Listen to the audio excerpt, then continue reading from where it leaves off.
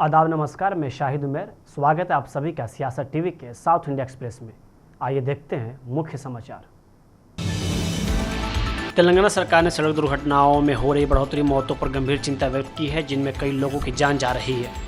मुख्यमंत्री रेवंत रेड्डी ने सुझाव दिया कि यातायात नियमों के उल्लंघन पर लगाए गए जुर्माने को वाहन मालिकों के बैंक खातों से सीधे काट लिए जाए। सोमवार को शहर में राज्य पुलिस विभाग द्वारा आयोजित अराइव अलाइव सड़क सुरक्षा जागरूकता कार्यक्रम में भाग लेते हुए मुख्यमंत्री ने बढ़ती सड़क दुर्घटनाओं पर गहरी चिंता जताई। सीएम रेड्डी ने कहा कि देश में हर मिनट सड़क में दुर्घटनाएं हो रही हैं। राज्य सरकार सड़क दुर्घटनाओं को एक गंभीर समस्या मानती है, क्योंकि कई लोग युद्धों की तुलना में सड़क दुर्घटनाओं में अपनी जान गंवा रहे हैं। यहाँ तक कि प्रतिष्ठित लोग भी सड़क दुर्घटनाओं में अपने बच्चों को खो रहे हैं। मुख्यमंत्री ने जोर दिया कि यह सुनिश्चित करने के लिए कि उपाय किए जाने चाहिए कि नियमों के उल्लंघन पर लगाए गए जुर्माने वाहन मालिकों के खाते से स्वचालित रूप से काट लिए जाएं। चूंकि यातायात प्रबंधन एक बड़ी चुनौती बन गया है, इसलिए मुख्यमंत्री ने कहा कि तकनीकी विशेषज्ञता का उपयोग कर इस सिस्टम को मजबूत किया जाना चाहिए। तेलंगाना के मुख्यमंत्री रेवंत रेड्डी के बयान पर तेलंगाना भाजपा अध्यक्ष एन रामचंद्र राव ने कहा, भाजपा जुर्माने की किसी भी चूक या यातायात नियमों के उल्लंघन को स्वीकार नहीं करती है। हालांकि तेलंगाना के मुख्यमंत्री ने कहा कि यातायात नियमों का उल्लंघन करने वालों के खाते स्वचालित रूप से आरटीआई विभाग से जुड़े जाएंगे और उनके जुर्माने काट लिए जाएंगे। कांग्रेस पार्टी ने भारत सरकार द्वारा शुरू किए गए संचार साथी ऐप का यह कहकर विरोध किया था कि यह हमारी निजता का उल्लंघन करेगा। अब वे खुद वही कर रहे हैं। हमारे खाते, हमारी निजता और हमारी वित्तीय स्थिति निश्चित रूप से खतरे में पड़ जाएगी। कांग्रेस पार्टी का पाखंड बेनकाब हो गया है।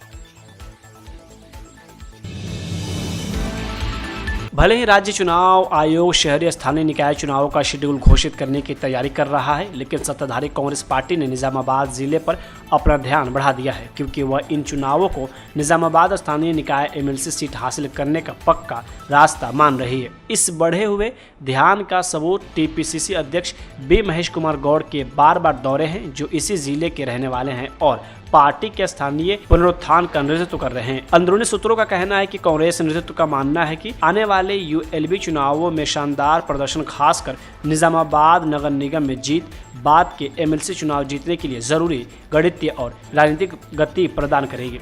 यह खास एमएलसी सीट बीआरएस प्रतिनिधि कविता के इस्तीफे के बाद खाली हुई थी और हालांकि यह रिक्त एक नया अवसर प्रदान करती है। कानून के अनुसार चुनाव तभी हो सकता है जब यूएलबी, एमपीटीसी और जेडपीटीसी चुनाव पूरे हो जाए। अपने हालिया दौरे के दौरान महेश कुमार गौड़ ने अपनी राजनीतिक बयानबाजी को काफी बढ़ा दिया और इस बात पर पक्का भरोसा जताया कि कांग्रेस निजामाबाद मेयर पद पर कब्जा करेगी। यह आशावाद हाल के सरपंच चुनाव में पार्टी के प्रदर्शन पर आधारित, जहां उनका दावा है कि कांग्रेस एक पावर हाउस के रूप में उभरी, जो पूरे राज्य में पार्टी के लिए शीर्ष 5 जिलों में शामिल है। उन्होंने जोर देकर कहा कि पार्टी न सिर्फ निजामाबाद बल्कि पूरे राज्य में अपना झंडा फहराने के लिए तैयार है और 2020 के नगर निगम चुनाव की यादों को मिटा देगी, जहां पार्टी की मौजूदगी न के बराबर थी।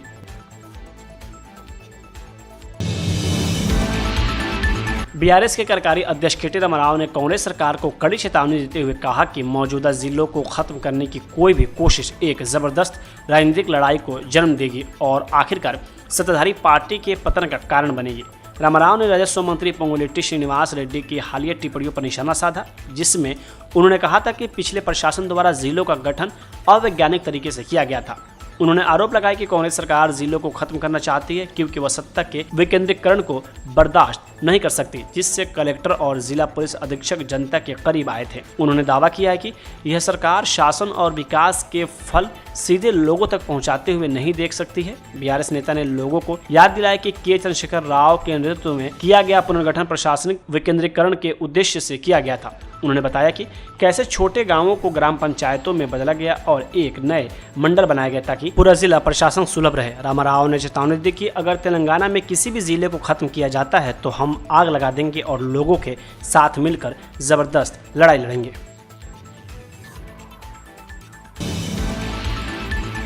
बीएमसी चुनाव पर एनसीपी नेता नवाब मलिक ने कहा कि आज चुनाव प्रचार का आखिरी दिन है। मुझे विश्वास है कि मुंबई की कई सीटों पर हमारे उम्मीदवार विजयी होंगे। इस चुनाव में धार्मिक भावनाओं को भड़काया जा रहा है। पार्टियां बांग्लादेशी घुसपैठियों के नाम पर वोट मांग रही हैं। एक दल भाषा और क्षेत्र के नाम पर लोगों को गुमराह कर रहा है। देश के अन्य क्षेत्रों से आने वालों के खिलाफ लोगों को भड़काना गलत है। मेरा मानना है कि मुंबई में रहने वाले हर व्यक्ति ने मुंबई को आज जैसा बनाने में योगदान दिया है। आज चुनाव प्रचार का आखिरी दिन है। हमारे उम्मीदवार पूरी ताकत झोंक रहे हैं। हमें लगता है कि मुंबई शहर में बड़े पैमाने पे हमारे उम्मीदवार विजयी होंगे, हमें पूरा विश्वास है। जिस तरह से इस चुनाव में धार्मिक भावनाओं को भड़काने का प्रयास हो रहा है, राम जी को भी चुनाव में ले आया गया, बुरके को चुनाव में लाया गया, चुनाव में बांग्लादेश के नाम पे वोट मांगा जा रहा है, और दूसरी तरफ एक पार्टी है जो भाषा और प्रांत के नाम पे लोगों को गुमराह कर रही है।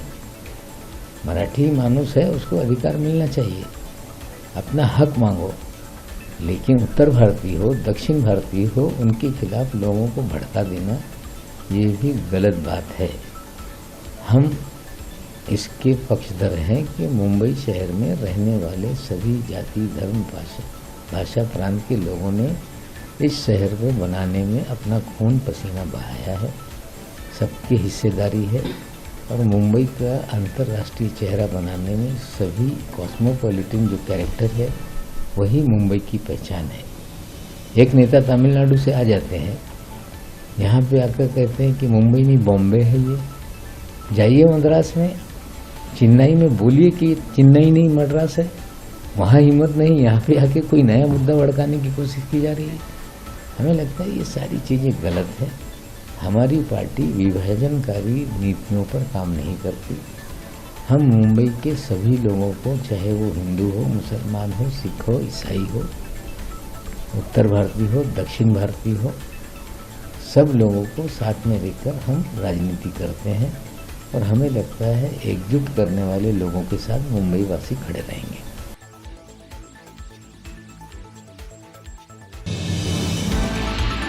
राजनीतिक गलियारों में यह अटकलें बढ़ती जा रही हैं कि कर्नाटका के मुख्यमंत्री सिद्धारमैया और उप मुख्यमंत्री डीके शिवकुमार के बीच नेतृत्व की खींचातान तब तक खत्म नहीं होगी जब तक लोकसभा में विपक्ष के नेता राहुल गांधी दखल नहीं देते। इसी बीच दलित नेताओं और संगठनों का एक वर्ग कर्नाटक में दलित मुख्यमंत्री बनाने के लिए दबाव बनाने की कोशिश तेजी कर दी है, और जिससे सत्ताधारी कांग्रेस के अंदर चल रही सत्ता संघर्ष में एक नया आयाम जुड़ गया है। सूत्रों ने बताया कि पुराने मैसूर क्षेत्र में एक बड़ी दलित रैली आयोजित करने की योजना बनाई जा रही है, जिसमें समुदाय को शीर्ष पद देने की मांग की जाएगी। बताया जा रहा है कि कई दलित नेता राज्य के सबसे प्रमुख दलित चेहरों में से एक गृह मंत्री डॉक्टर जी परमेश्वर पर प्रस्तावित रैली के लिए अनुमति देने और समर्थन देने का दबाव डाल रहे हैं। वह व्यक्ति जिसे बंजर पहाड़ियों को राजराजेश्वरी नगर में बदल दिया, चामराजनगर के पाप्पू के नाम से मशहूर वेंकटरमण स्वामी के नेतृत्व में एक समूह ने रविवार को तुमकुरू में डॉक्टर परमेश्वर से मुलाकात की और रैली के लिए तारीख मांगी। हालांकि कहा जा रहा है कि परमेश्वर ने प्रतिनिधिमंडल को कुछ और समय इंतजार करने की सलाह दी, जो पार्टी के अंदर संवेदनशील राजनीतिक स्थिति को देखते हुए सावधानी बरतने का संकेत है। घटनाक्रम से जुड़े सूत्रों ने बताया कि परमेश्वर, जिन्हें सिद्धारमैया खेमे का हिस्सा माना जाता है, इस समय खुले तौर पर दलित रैली का समर्थन करने से हिचकिचा रहे हैं। कांग्रेस के लंबे समय से वफादार और एआईसीसी अध्यक्ष मल्लिकार्जुन खड़गे के करीबी सहयोगी होने के नाते परमेश्वर कथित तौर पर ऐसा कोई रुख नहीं अपनाना चाहते जिससे पार्टी के केंद्रीय नेतृत्व के खिलाफ माना जाए। हालांकि उन्होंने हाल ही में दिल्ली में खड़गे से मुलाकात की थी, लेकिन परमेश्वर ने इसे एक शिष्टाचार भेंट बताया और उनकी बातचीत का विवरण सार्वजनिक नहीं किया गया। टीवी के प्रमुख और अभिनेता विजय चेन्नई लौट गए हैं। कल करूर भगदड़ की जांच के सिलसिले में वे दिल्ली में सीबीआई के सामने पेश हुए थे। सीबीआई सूत्रों के मुताबिक उन्हें बाद में एक बार फिर पूछताछ के लिए बुलाया जाएगा। इसको लेकर अब टीवीके के महासचिव सीटीआर निर्मल कुमार ने आज कहा कि हम अपने रुख और गठबंधन के बारे में पूरी तरह स्पष्ट हैं। हमने अपना वैचारिक रुख पहले ही साफ कर दिया है। अगर गठबंधन की कोई बात होती है तो हम आपको सूचित करेंगे। फिल्म के रिलीज में सहयोग देने वाले सभी लोगों और नेताओं का हम धन्यवाद करते हैं। यह हमारे नेता की आखिरी फिल्म है। भावनात्मक रूप से हमारे सभी पार्टी कार्यकर्ताओं, पूरे तमिलनाडु और सभी प्रशंसकों की इच्छा थी कि फिल्म शांतिपूर्ण ढंग से रिलीज हो, लेकिन यह मामला अदालत में लंबित है। फिल्म रिलीज होने के बाद हम स्थिति को समझ लेंगे। गठबंधन की स्थिति में हमारे नेता फैसला लेंगे। चेन्नई में जारी एक आधिकारिक बयान के अनुसार तमिलनाडु के मुख्यमंत्री एम के स्टालिन ने आज एक प्रतिनात्मक कदम के तौर पर 7 ट्रांसजेंडर व्यक्तियों को नियुक्ति पत्र सौंपे, जो तमिलनाडु होम गार्ड्स में 50 ट्रांसजेंडर रंगरूटों की औपचारिक भर्ती का प्रतीक है। चुने गए उम्मीदवारों ने राज्य के सहायक सुरक्षा बल में अपनी भूमिकाओं के लिए तैयार होने के लिए विशेष प्रशिक्षण लिया। होमगार्ड्स में ट्रांसजेंडर व्यक्तियों को शामिल करने का यह कदम ट्रांसजेंडर व्यक्तियों के लिए राज्य नीति 2025 के कार्यान्वयन के साथ मेल खाता है, जिसमें विभिन्न विभागों में ट्रांसजेंडर समुदाय को रोजगार के अवसर प्रदान करने की परिकल्पना की गई है। यह नीति स्व पहचान के अधिकार को स्थापित करती है और समुदाय को विरासत अधिकार प्रदान करने के लिए उत्तराधिकारी कानूनों में बदलाव की सिफारिश करती है। आधिकारिक आंकड़ों से पता चलता है कि सरकार ने 2021 से 811 से अधिक ट्रांसजेंडर व्यक्तियों को स्वरोजगार सब्सिडी के माध्यम से भी सहायता प्रदान की है। 50,000 रुपये तक की ये सब्सिडी लाभार्थियों को छोटे व्यवसाय और व्यापार इकाई स्थापित करने में सक्षम बनाती है। राज्य ने हाल ही में समुदाय के लिए मासिक पेंशन बढ़ाकर 1,500 रुपये कर दी है और 1,000 रुपये की पुथुमाई पेन छात्रवृत्ति ट्रांसजेंडर छात्रों तक बढ़ा दी है। इस अवसर पर मुख्यमंत्री ने 2,000 रुपये की बढ़ी हुई पोंगल वित्तीय सहायता के चेक भी वितरण किए।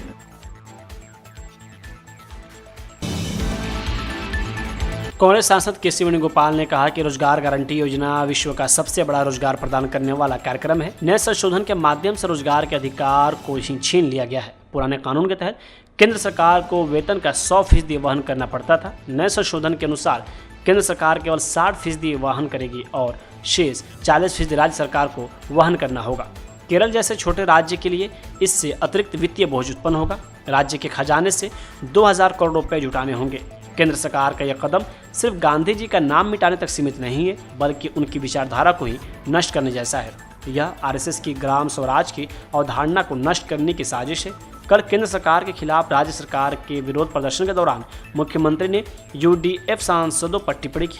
अगर मुख्यमंत्री यूडीएफ सांसदों के प्रदर्शन की जांच करेंगे तो उन्हें सच्चाई पता चल जाएगी। अपनी ही पार्टी के सदस्य सीपीआई को बिना बताए राज्य सरकार ने पीएम श्री योजना पर हस्ताक्षर किए और आरएसएस के एजेंडे को लागू किया। ऐसे मुख्यमंत्री को केंद्र विरोधी प्रदर्शन में यूडीएफ को आमंत्रित करने का नैतिक अधिकार क्या है?